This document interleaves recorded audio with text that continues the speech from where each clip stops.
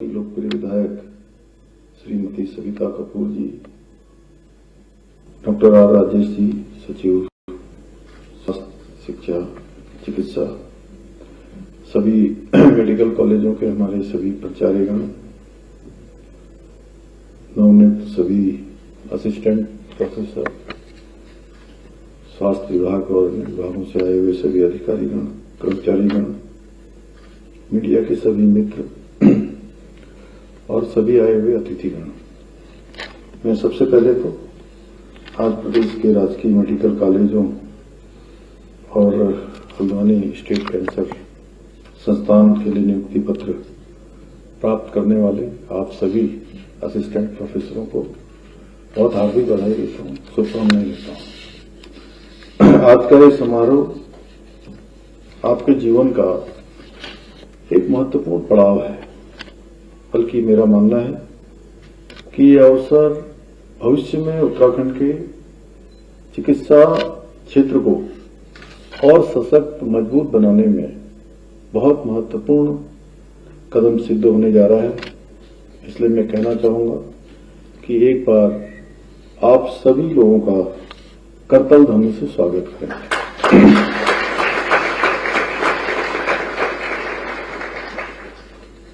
साथियों, आप सभी के कंधों पर न केवल हमारे राज्य की चिकित्सा सेवाओं को सुदृढ़ करने की अहम जिम्मेदारी है, बल्कि भविष्य के जो हमारे आने वाले चिकित्सक हैं उन सभी को शिक्षित करने का, प्रशिक्षित करने का, प्रशिक्षण देने का महत्वपूर्ण दायित्व भी अब आने वाले समय में आपके ऊपर, आपके बाद रहने वाला है।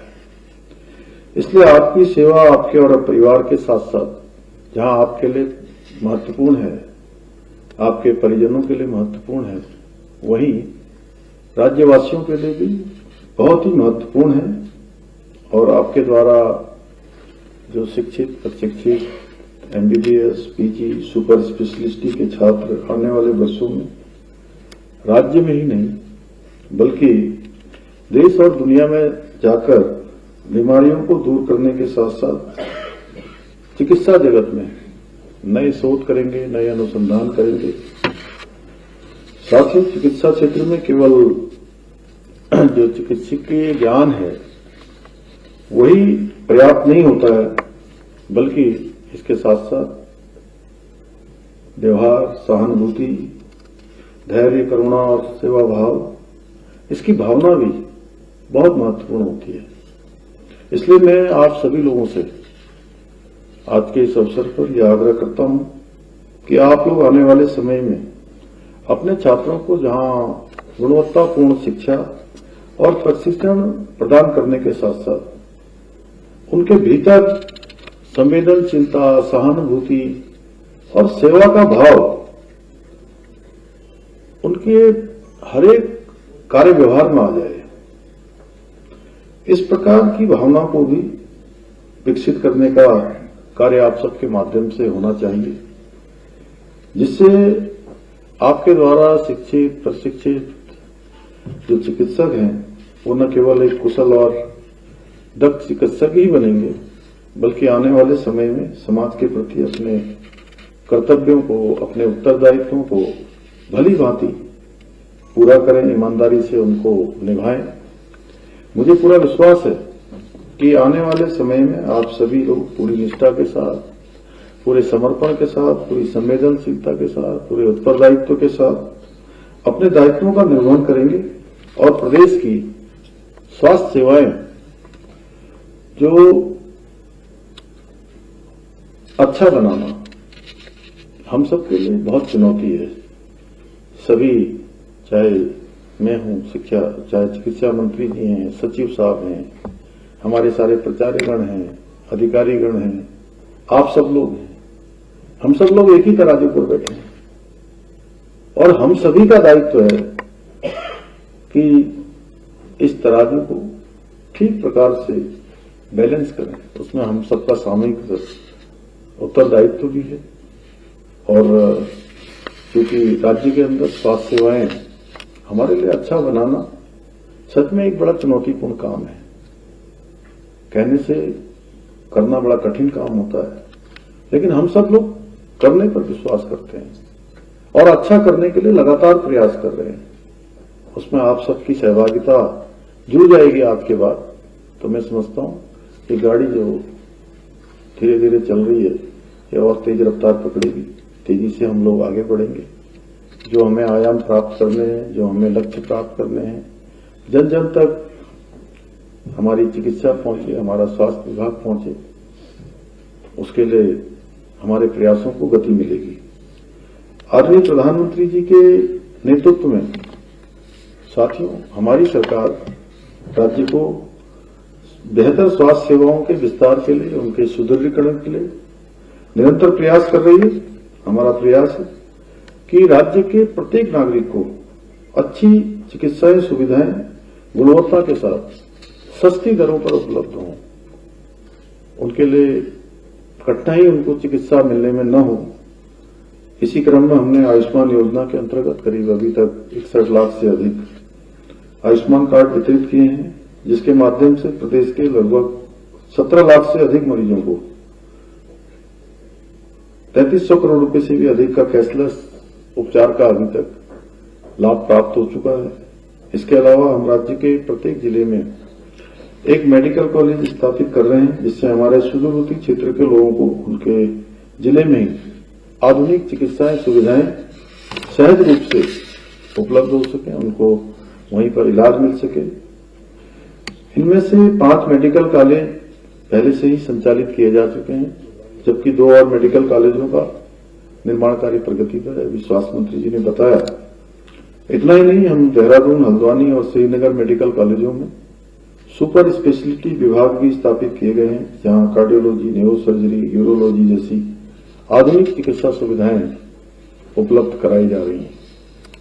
साथ ही हल्द्वानी में राज्य के प्रथम आधुनिक कैंसर संस्थान का निर्माण कार्य भी प्रगति पर है।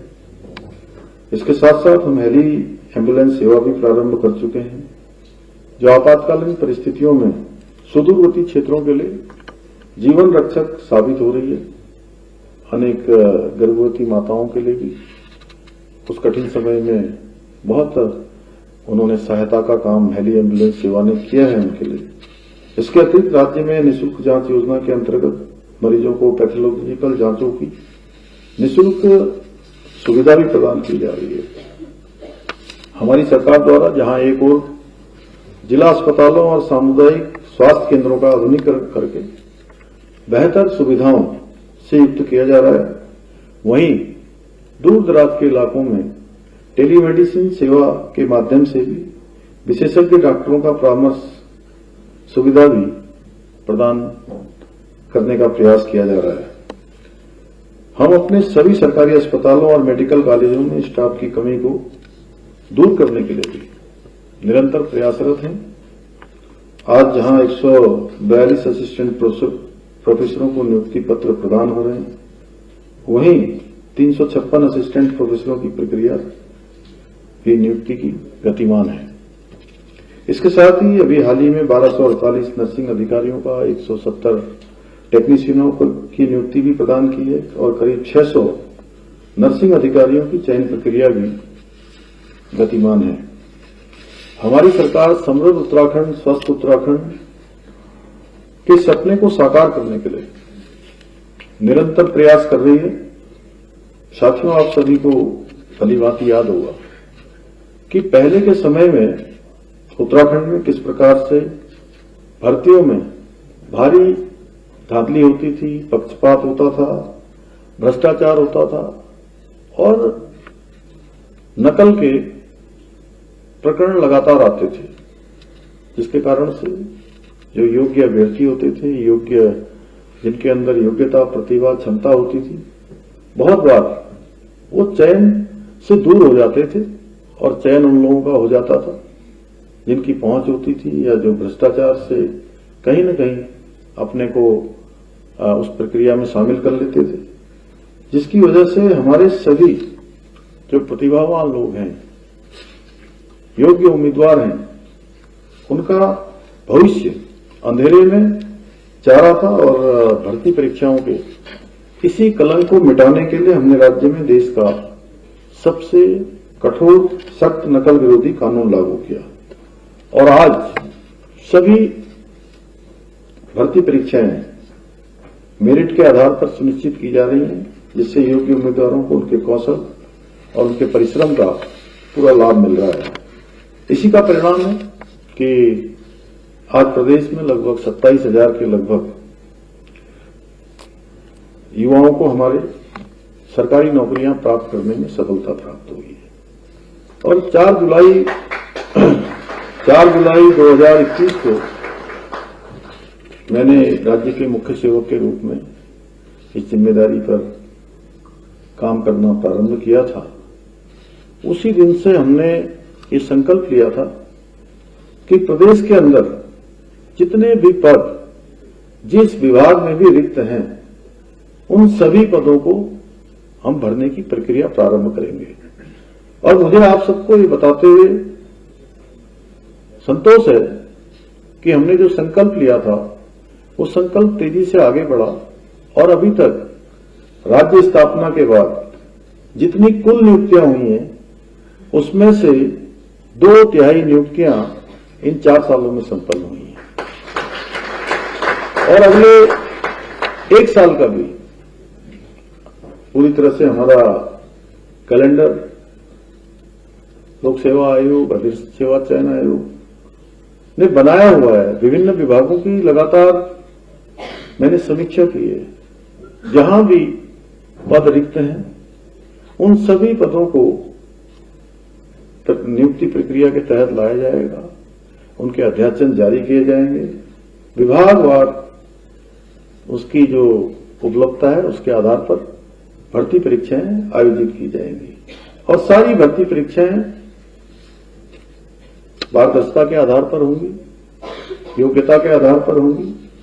आज हम कह सकते हैं कि प्रदेश के सुदूरवर्ती क्षेत्रों में भी हम जाते हैं तो वहां के भी बहुत सारे ऐसे युवा, नौजवान, सामान्य माता पिता, गरीब माता पिता के बेटे और बेटियां हैं जिनको एक साथ 2-2, 3-3, 4-4 परीक्षाओं में चयन होने का अवसर मिला है। पहले के समय में इनको एक परीक्षा में भी इनका चयन नहीं हो रहा था।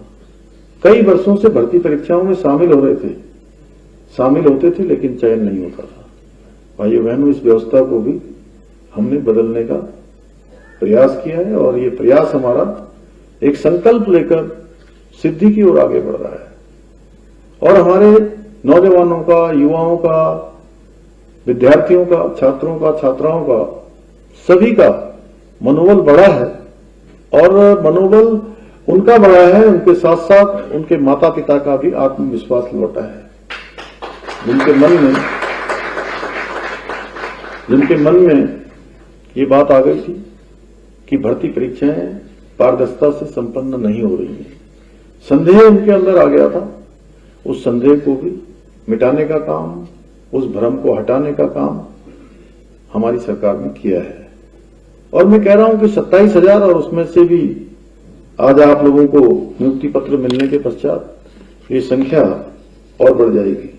मुझे पूरा विश्वास है साथियों कि आप सभी अपनी पूरी निष्ठा के साथ, पूरे समर्पण के साथ आने वाले समय में अपने दायित्वों का निर्वहन करेंगे और स्वास्थ्य सेवाओं के क्षेत्र में उत्तराखंड को देश का अग्रणी राज्य बनाने का हमारा जो विकल्प रही संकल्प है कि हर विभाग हमारा एक आदर्श विभाग बने, हमारा हर विभाग ऐसे नवाचार करे, ऐसी अच्छी योजनाएं लाएं जो अन्य राज्यों के लिए भी एक बेस्ट प्रैक्टिस के रूप में, उदाहरण के रूप में प्रस्तुत की जा सके।